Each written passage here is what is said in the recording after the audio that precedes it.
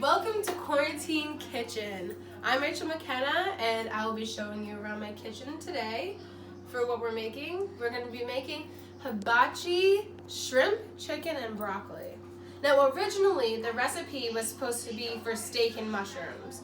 We made that before, delicious, but we realized that the sauce that we're making can be used for anything that you want to make that's hibachi kind of oriented. So today I'm going to be in the kitchen with my sister Olivia. Hey guys. Introduce yourself. I'm Olivia. I'm Rachel's sister. Yeah, so first we want to get the ingredients all ready and together for the sauce, because the sauce is definitely the most important part of this entire thing, because it wouldn't be hibachi without the hibachi sauce. It wouldn't have the same taste and deliciousness. So for the sauce you want to get white vinegar. So then you'll want soy sauce. Low sodium soy sauce is what we use. You don't need low sodium, but when we saw the recipe online, it called for low sodium, so that's what we're using. Then you need minced garlic. So the recipe calls for 1 clove of minced garlic. So you can mince it yourself, but we are lazy.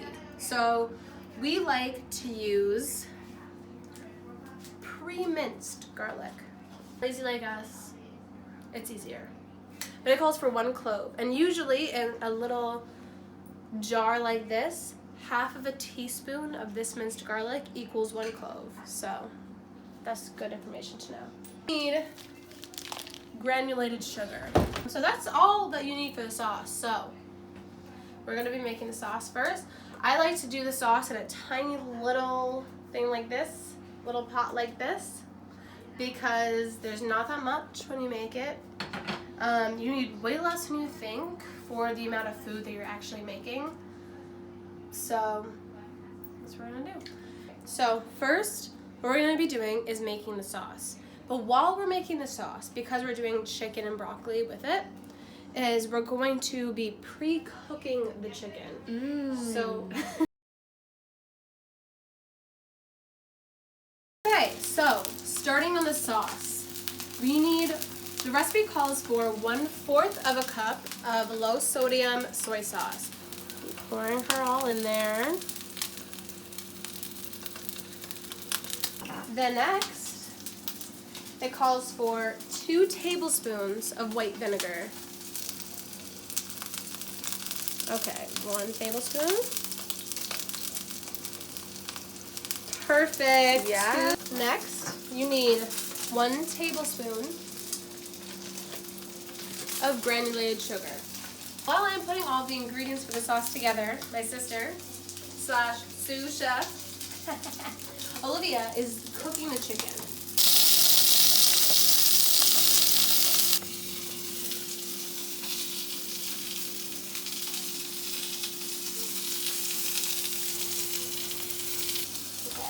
And then next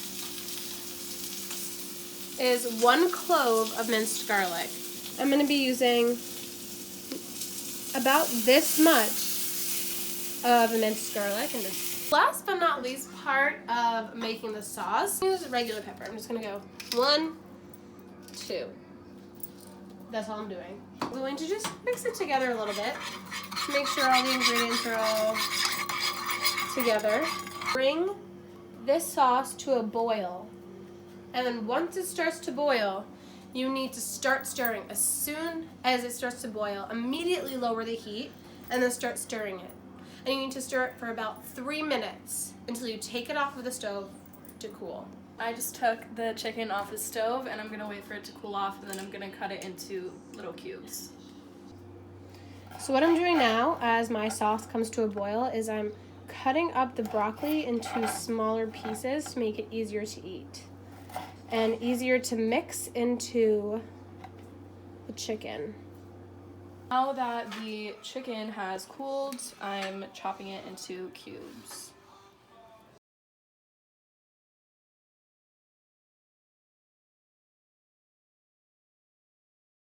Okay, so now our sauce is boiling. So what we're gonna do is, ow, that's hot. We are going to, take that off, lower the heat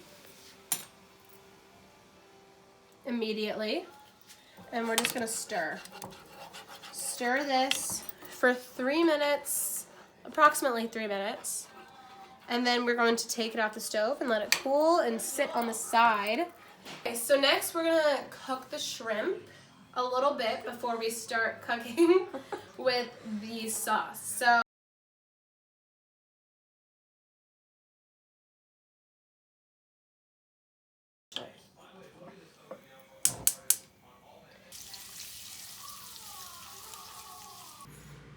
then you're going to add the chicken and the broccoli into a pan and cook it for a few minutes before you add the sauce. After you've let the ingredients cook for a few minutes, then add the sauce into the pan. It might look like there's not that much sauce, but a little bit goes a long way. Next, you're going to stir the sauce in with the rest of the ingredients and cook it for a couple more minutes to get all of the flavors out of the sauce.